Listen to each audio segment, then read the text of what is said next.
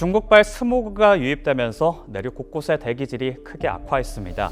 네, 올봄 들어 최악의 황사가 나타나고 있습니다. 올봄 들어 가장 심한 황사가 하늘을 뒤덮었습니다. 초미세먼지가 덮친 방콕시의 스카이라인이 온통 뿌연 먼지로 뒤덮여 희미한 윤곽을 드러내고 있습니다. 햇빛 스모그가 짙게 낀 하늘, 고속도로가 폐쇄될 정도입니다. 한 치 앞도 보이지 않습니다. 도시를 자욱하게 뒤덮은 매캐한 연기는 목을 간지럽힙니다. 답답했던 코로나 이후 시원하게 벗어던진 마스크는 다시 외출 필수품이 되었습니다. 체내로 들어간 미세먼지는 각종 질병의 원인이 됩니다. 천식, 폐렴과 같은 호흡기 질환을 악화시키고 결막염과 아토피 같은 피부병을 일으킵니다. 여기까진 비교적 잘 알려진 사실이죠. 그런데 이 미세먼지가 뇌에서도 발견됐습니다. 공기 중에 떠다니는 작은 유해 입자를 미세먼지라 부릅니다. 10 마이크로미터 이하의 크기로 우리 눈에는 보이지 않을 정도로 아주 작죠. 좀 더 쉽게 설명하면 사람의 머리카락 단면지름을 기준으로 미세먼지는 평균 5분의 1 크기고요. 이보다 더 작은 초미세먼지는 20분의 1 크기입니다. 굉장히 작죠? 너무 작아서 마스크로도 잘 걸러지지 않습니다. 그래서 저항 없이 체내 깊숙이 침투할 수 있죠. 혈관을 타고 우리 몸 곳곳에 염증을 일으켜 호흡기 및 피부질환 위험을 크게 높입니다. 하지만 최근 들어 전문가들은 중추신경계에 주목하기 시작했습니다. 이 미세먼지가 이제 대기 중에 부유를 하다가 호흡을 하게 되면 호흡기를 통해서 폐에 이제 많이 축적이 됩니다. 이제 폐를 통해서 흡수된 미세먼지가 폐포를 통과해서 이 혈액을 통해서 전신 순환을 하는데, 이 전신 순환 과정에서 이제 뇌에 있는 혈관인 뇌혈관 장벽을 통해서 뇌로 아마 들어가는 걸로 생각이 되고 있습니다. 이제 사실 뇌혈관이 장벽이 가지고 있는 특수적인 구조 때문에 혈중에 노출되어 있는 모든 미세먼지가 뇌로 투과하지는 않고 굉장히 소량의 뇌로 들어가서 병리적 반응을 보이는 걸로 보입니다.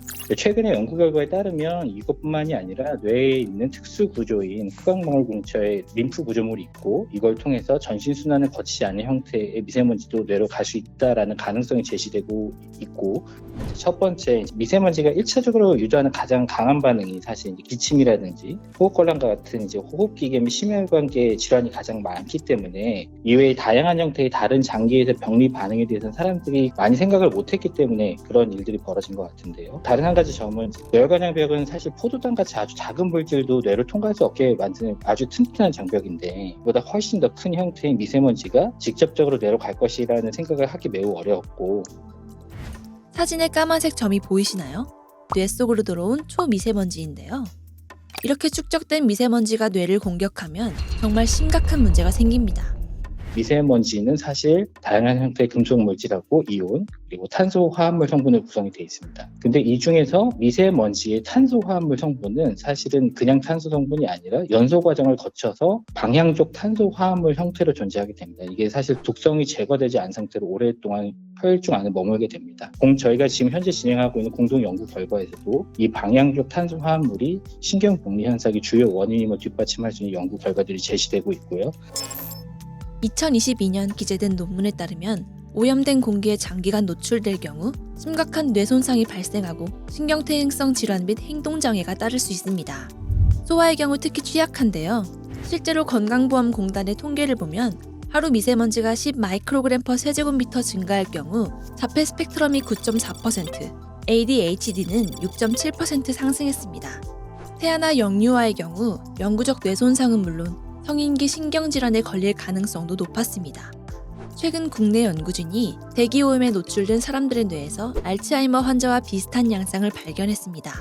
오염물질의 농도가 올라갈수록 인지 기능을 담당하는 대뇌피질의 두께가 감소한 겁니다. 대기오염 노출에 의해서 위축이 되는 부위가 좀 알츠하이머 치매 환자에서 보일 수 있는 그런 위축 부위와 좀 흡사한 것으로 나타났습니다. 일단 사고력, 공간 지각력, 주의력, 기억력 이런 것들을 관장하는 굉장히 중요한 부위라서 치매까지 이제 발생할 수 있는 단계로 이제 갈 수가 있습니다. 미세먼지의 공격은 여기서 끝이 아닙니다. 정신건강에도 영향을 미치는데요. 초미세먼지에 많이 노출된 집단은 그렇지 않은 집단보다 자살률이 무려 4배나 높았습니다. 미세먼지 저감 정책 이후 자살률이 눈에 띄게 감소했다는 홍콩 중문대학의 연구 결과도 있었고요. 대형 산불, 화산활동 같은 자연적 요인도 문제지만 화력발전과 난방연료, 쓰레기 소각, 자동차 매연 등 인위적인 요인도 심각합니다. 코로나 이후 늘어난 항공기 운행도 한몫하죠. 설상가상으로 뜨거워진 지구는 대기의 순환을 막아 상황을 더 악화시킵니다. 가만히 있을 수는 없겠죠.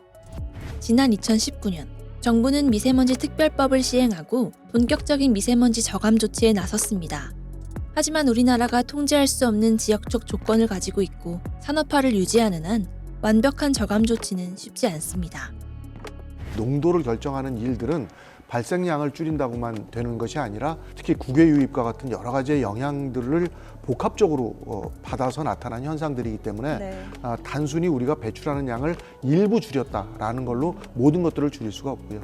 정부에서도 지금 현재 추진하고 있지만 탄소 중립에 관계된 쪽으로 그 천연에너지 쪽, 자연에너지를 사용하는 양을 늘리는 것은 결과적으로 이 미세먼지나 대기오염 물질의 발생 원인을 제어하는 데 굉장한 효과를 볼 수 있기 때문에 이런 부분들이 에너지 비용이 비싸긴 하지만 그럼에도 불구하고 정부 입장에서는 좀 더 과감하게 투자를 하고 추진을 해야 될 방향성이라고 생각을 하시면 될 것 같습니다.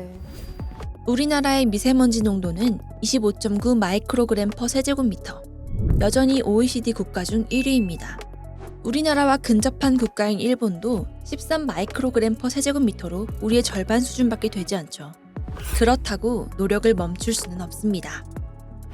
미세먼지 고농도 노출 지역에서는 굉장히 높은 비율로 뇌졸중이라든지 알츠하이머, 그리고 파킨슨병이 발생한다는 연구 결과가 제시되고 있는 상황이거든요. 뇌질환과 그 미세먼지 농도하고의 어떤 상관계가 적어도 코호트 수준에서는 존재한다라고 말씀을 드릴 수 있을 것 같습니다. 최근에 굉장히 뇌질환이 급증하잖아요. 이런 급증하는 뇌질환이 미세먼지를 비롯한 다양한 환경오염 인자의 노출이 급증하는 것을 빼고는 좀 설명할 수 없다라고 이야기할 만큼 매우 중요한 이슈라고, 앞으로 이제 이 분야에 대해서 관심과 그런 연구적 지원, 그리고 미세먼지 저감 조치에 대한 정책적 지원이 좀 필요하다고 좀 말씀을 좀 드리고 싶었습니다.